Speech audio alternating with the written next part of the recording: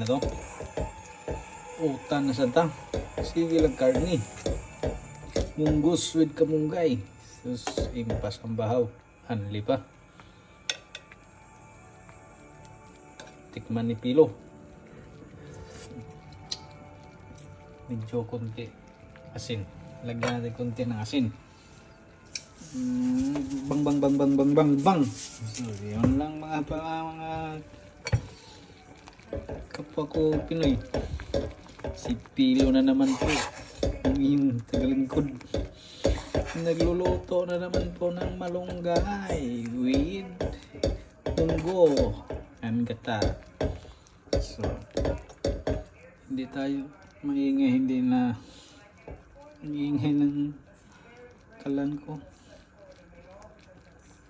Subukan natin baka pwede na to.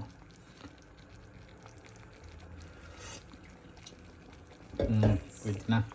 So nagtira tayo para sa snack natin bukas yan. Lagay natin sa fridge. I-snack natin yan. Yan ang gawin nating breakfast. Hindi nyo pa nalalaman yan. Pang breakfast ni Pilo yan. Yan. So ito turn off na po natin itong ating ginagawa. Okay, ulitin nga. Kasi nagugutom na naman si Pilo. Katatapos lang kumain.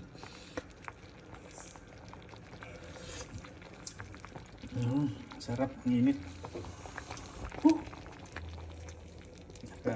Nakakagutom talaga pag ganitong ulam palagi, no? Tapos may buwad pa tayo.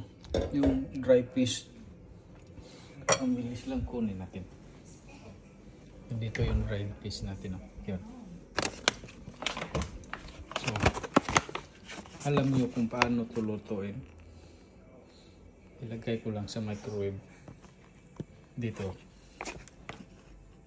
20 minutes 20 seconds lang, crispy na crispy agad.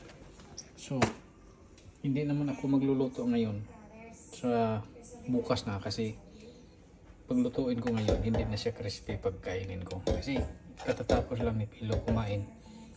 So nagluto lang si Pilo para bukas, kasi walang type pag magluto pa bukas, papasok ng maga.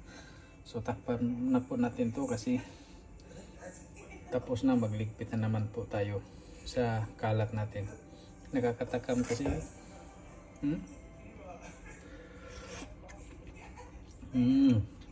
parang ayaw ko ng kuminto ng tikim. Tikim lang.